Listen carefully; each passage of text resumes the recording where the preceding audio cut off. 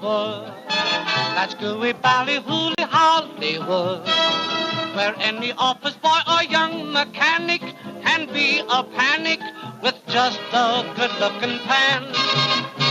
And any shop girl can be a top girl if she pleases the tired businessman. Hooray for Hollywood! You may be home. Hello, Hollywood, and welcome to this morning's Walk of Fame ceremony. I'm Laurent. All right, let's all together. One big cheer. All right. Well, welcome. I'm Laurent Gubler, President and CEO of the Hollywood Chamber of Commerce, and your MC today. Today we are honoring the #1 selling duo in music history. Today we honor singers Daryl Hall and John Oates with the 2,587th star on the Hollywood Walk of Fame. I'm going to tell you a little bit about them. Now, the way they met even sounds like a hit song. It was the late 60s, and they were studying at Temple University in Philly. I know we got a few people from Philly here. One auspicious night, they were both backstage waiting to perform in their own bands when a fight broke out, and they both raced to a service elevator. Well, as they met there, they told each other that they liked each other's music and that they should meet up. And they did. And we're all lucky that they did, aren't we? So starting out as two devoted disciples of earlier soul greats, Daryl and John are soul survivors in their own right. They have become such musical influences on some of today's popular artists that the headline on the cover of the September 2006 Spin magazine read, "Why Hall & Oates Are the New Velvet Underground." Now, one of the most sampled artists today, their impact can be heard everywhere, from boy band harmonies to neo-soul to rap rock fusion. From the mid-70s to the mid-80s, this duo would score 6 #1 singles, and cheer for the ones that you liked best, including Rich Girl, Kiss on My List, Private Eyes, I Can't Go For That, No Can Do, Maneater, and Out of Touch. They recorded 6 consecutive multi-platinum albums that included Bigger Than Both of Us, Voices, Private Eyes, H2O, Rockin' Soul Part 1, and Big Bam Boom. The era would also produce an additional 5 top 10 singles, which were Sarah Smile, One on One, You Make My Dreams, Say It Isn't So, and Method of Modern Love. Now, Daryl and John also wrote the single Everytime You Go Away, which singer Paul Young scored a #1 hit with in 1985. And that same year, Daryl and John participated in the historic We Are the World session, as well as closing the Live Aid show in Philadelphia. By 1987, the RIAA recognized Daryl and John as the #1 selling duo in music history, a record that they still hold today. How about that? In 2008, they were honored with the Icon Award during BMI's 56th Annual Pop Awards. And in 2014, they were inducted into the Rock and Roll Hall of Fame. What do you think of that? Now, Daryl's latest project is a multi-award-winning monthly web series and MTV live show, Live from Daryl's House. And the show is also aired weekly on MTV Live. John released his latest solo project, Good Road to Follow, in 2014. What started out as a year-long series of digital singles has culminated in a 3-disc set of genre-specific EPs, aptly named Route 1, Route 2, and Route 3. And Daryl and John are currently on tour with Sharon Jones and the Dap Kings and Trombone Shorty and Orleans Avenue. And they will be performing on September the 20th at the Hollywood Bowl. How many are going? All right. Now, for a complete list of their schedule of upcoming performances, go to hollandoates.com for that list of tour dates. And now, on that note, please help me bring up to the stage our honorees, Daryl Hall and John Oates.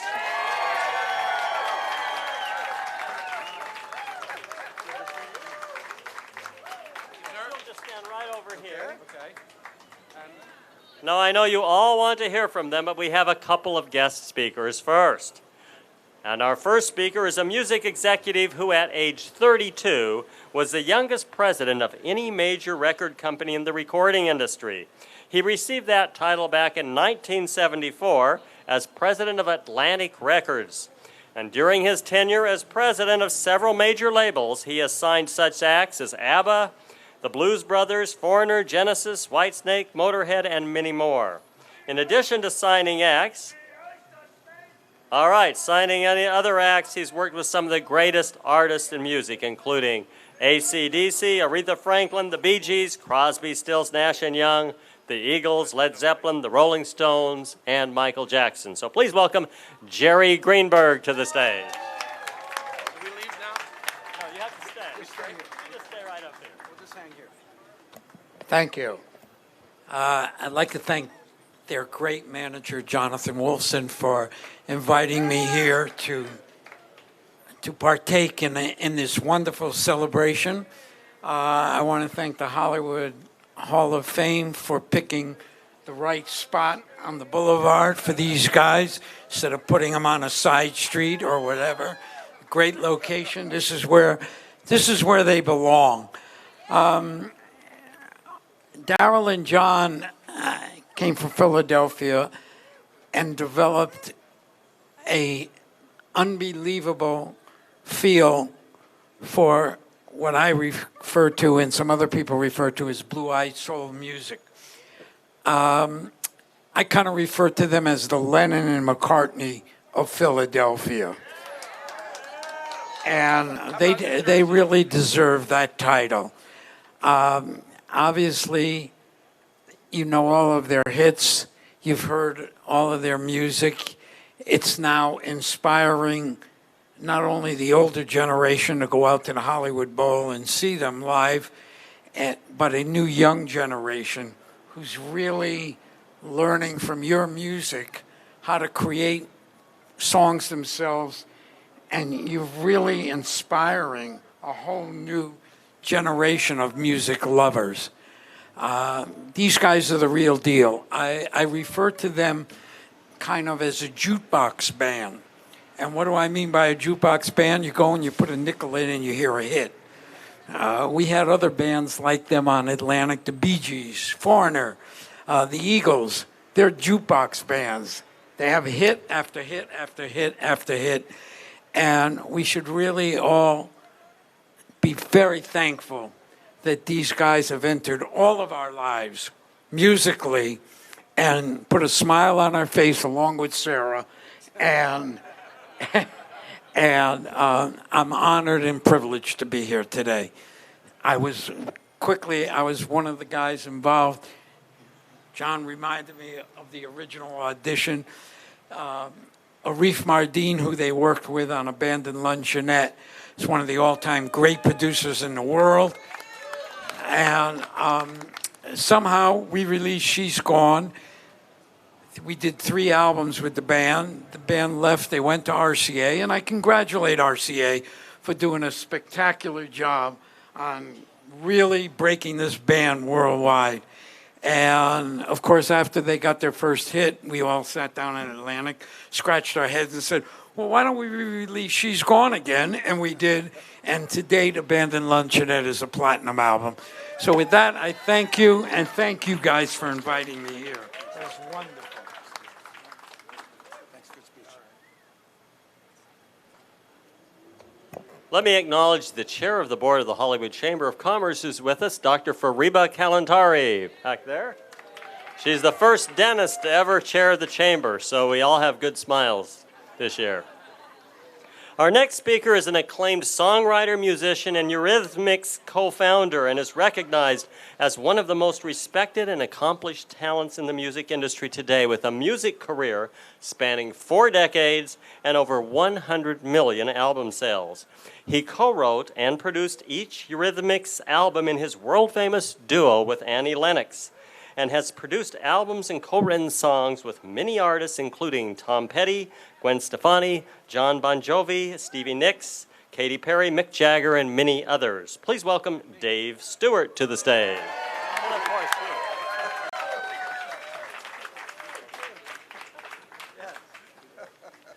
You forgot to mention with Daryl Hall, so yeah. I'll be brief. Basically, I can't remember how old I was, and I don't want to mention it, but I first saw Hall & Oates in a place called Newcastle in the northeast of England, and it was 21st of May, 1976. And I'm from a place 10 miles from there called Sunderland, so not a lot goes on. And so when this exotic duo from America arrived, everything's exotic from America in England, we're like, oh my God, let's go check this out. And I literally had my mind blown, so did all the audience. And I was 2 weeks away from meeting Annie, who was going to be my partner in Eurythmics. But I remember looking at them and going, a duo could work. Anyway, to stay together as a duo, I know, and only a few other duos know, is one of the most difficult things. Staying together as a band is difficult. There's only few survived, without punch-ups and fights and affairs, and I'll go on. There's many things that create to break up a band. And to break up a duo, you've got to be together every interview, all the time, constantly, all day long, in the studio writing songs. And it basically is like a wonky marriage. Wonky being an English word, You can Google it. Anyway, when I first met Daryl, it was about 9 years after that show, in I think 1985, and he arrived at my church studios, and for some reason, we just fell on the floor laughing. You can actually look on Daryl's house. I do tell the reason why in one of the Daryl's house stories, and we just laughed all the time, and we did these crazy experiments with music. It was like this freedom session. So at one point, I remember, Daryl, we had Joni Mitchell on drums. And she can't play drums, just Joni Mitchell on drums, Clem Burke on piano, and he can't play piano. Right. You were playing guitar, and I was trying to play a saxophone. And I think T-Bone Walk was lying down having palpitations, right? Like, what are they doing? But anyway, we ended up making an album called Three Hearts and the Happy Ending Machine, and Dreamtime with a single, which was a big hit.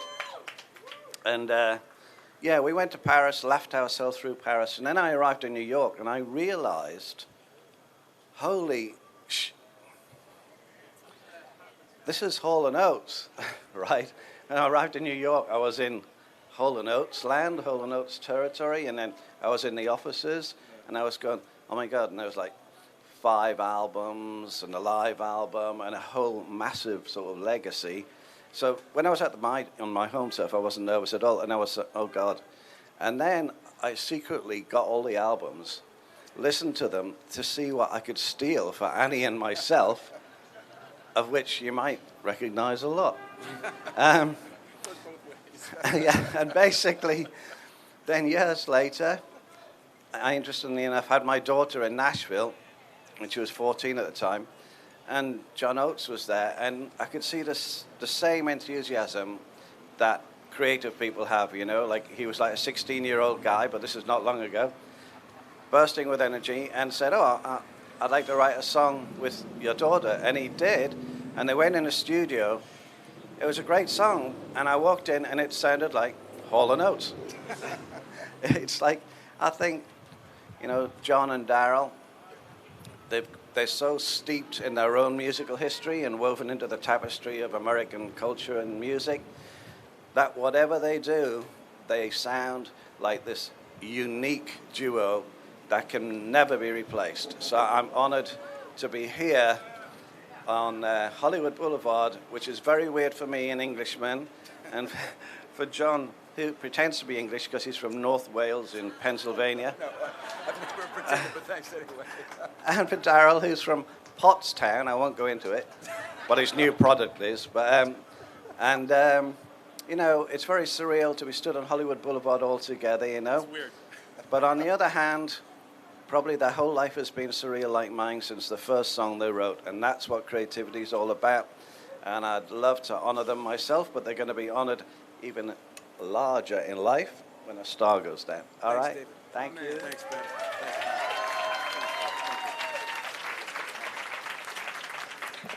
Thank you, Dave. Well, you may not know it, but these sidewalks actually belong to the city of Los Angeles. And for the last 56 years, the Chamber and city have partnered in bringing these Walk of Fame ceremonies to you. We're delighted today to have with us the council member who represents the Walk of Fame and Central Hollywood. He's been on the council now for over 3 years. It's hard to believe, but if you look at all the revitalization in Hollywood that's occurring, it's because of his great support for this community. So please welcome the Honorable Mitch O'Farrell.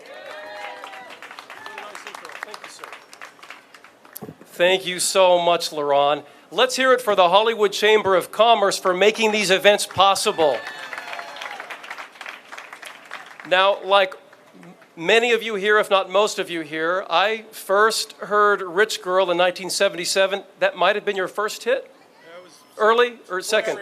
So I loved it because it had the B word. Now, I don't remember ever hearing the B word in pop music up until that time. I thought it was kind of scandalous and wonderful as a teenager growing up. And then I moved to Los Angeles in 1982, and I had seen their music videos and Private Eyes, and so I tried to mimic their style. The haircuts, the hairdos, the jackets with the shoulder pads, because I thought they were the definition of cool. Do you all agree? I think they still are. What do you think? So in addition to this incredible music enjoyed the world over by millions and millions of people, Daryl Hall and John Oates have given us the gift of style.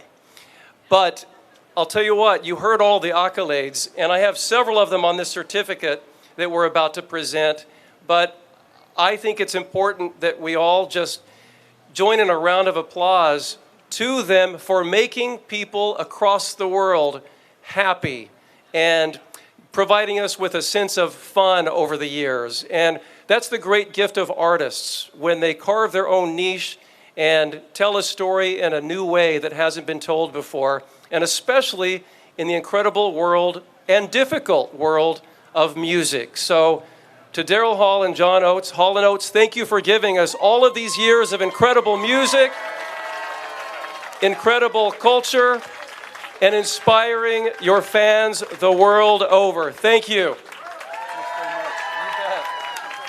You bet. An honor. Thank you. And I want to take some pictures. And then sure. Yeah. You're there. Yeah. Right here.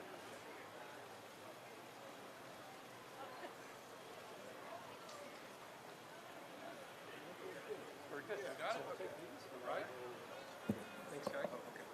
Thank you, Councilmember O'Farrell. Well, gentlemen, it's time finally to hear from you. But let me just say, by way of final introduction, we hereby declare this Daryl Hall and John Oates Day in Hollywood. Oh, thank you very much, and thank you guys for showing up and supporting us for over these years. It's been real fantastic. It's an honor to be here. It's an honor to be part of the great Sidewalk of Fame, you know, we came out here in the mid-'70s. We actually came out here in the early '70s, and we were able to actually get our first record contract by auditioning for a guy named Earl McGrath in a little cottage off Santa Monica Boulevard. And we went back to New York and signed to Atlantic after that. So L.A. has a really special place in my memories. And we recorded 3 albums out here in the mid-'70s, and it's always been a blast to come out here, and the entertainment business and the entertainment fans are the best. So thank you very much for having us, and I appreciate the honor. Whoa. Well, we're certainly in good company. That's all I can say. I look around, and You know, some of my favorite people on earth are not only musicians, but actually I love, you know, you guys know that I do television shows. That's really something I care a lot about. And, you know, the early days of television, the pioneers of television, they're represented here. People like Phil Silvers and Groucho Marx and Jackie Gleason. These are the people I feel like, wow, I'm part of this, you know? And it's like, wow, it's sort of, I have to say this is a bit of a surprise because I didn't know this was going to happen very long ago. It just sort of, rock on, man.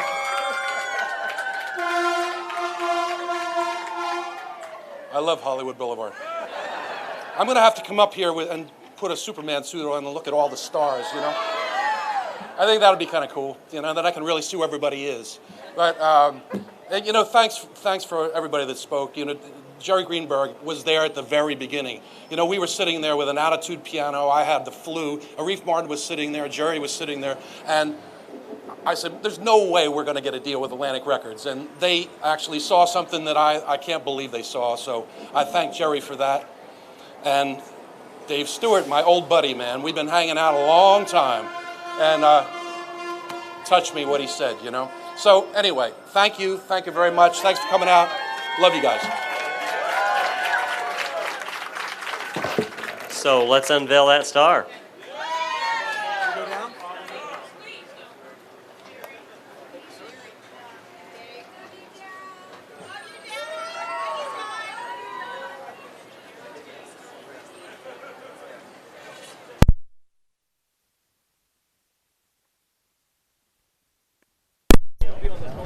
You'll be on the far side. If you can, yeah.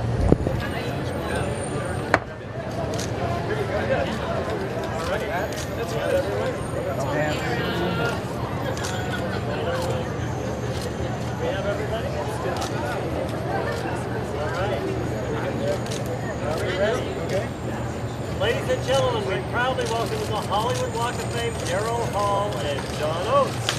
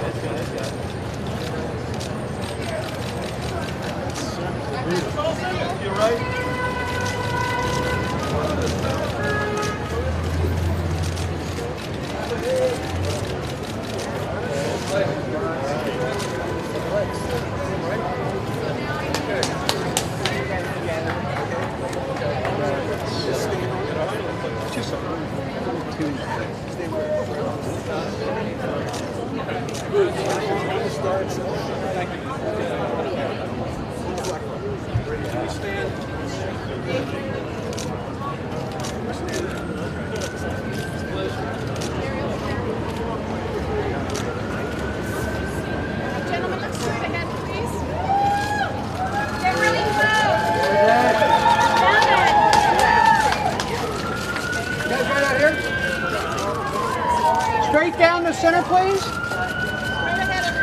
Hey.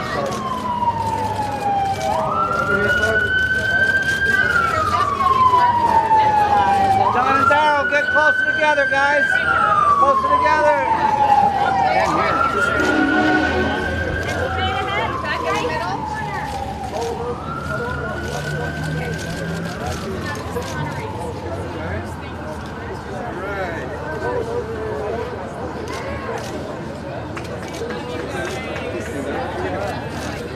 All right.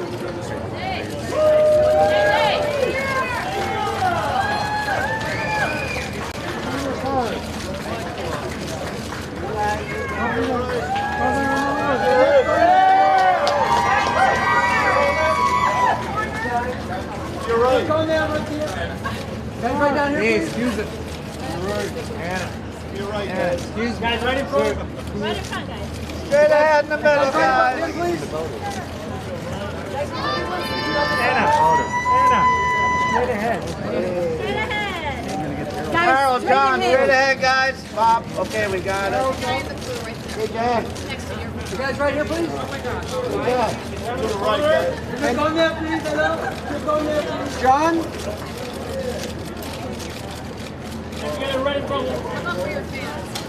And Daryl, right?